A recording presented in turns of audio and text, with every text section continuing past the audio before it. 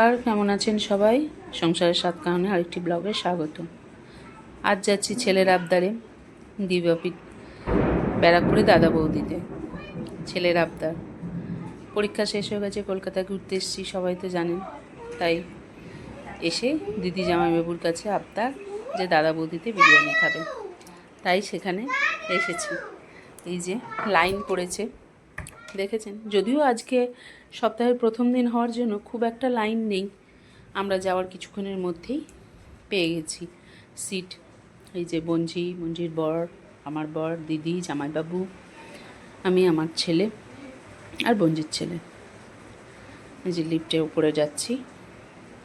অনেক দিনের শখ তার, দিদি জামাইবাবু তার সেই শখটা পূরণ করেছে। এসে গেছি ভেতরে। এখানকার পরিবেশ এবং সাজানো গোছানো সবটাই এত সুন্দর, এবং স্টাফেদের ব্যবহার খুব সুন্দর।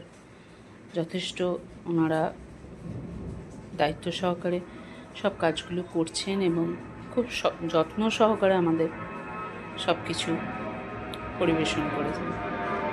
আমরা বসে গেছি।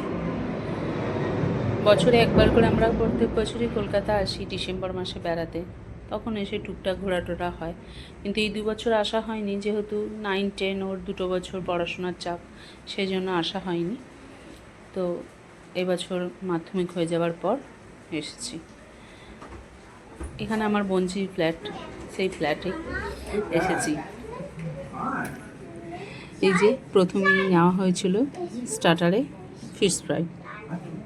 ফিশ ফ্রাইয়ের টেস্টটা অপূর্ব ছিল এবং ফিশ ফ্রাইটা খুব ভালো ছিল। আর এখানকার যা স্পেশালিটি বিরিয়ানি,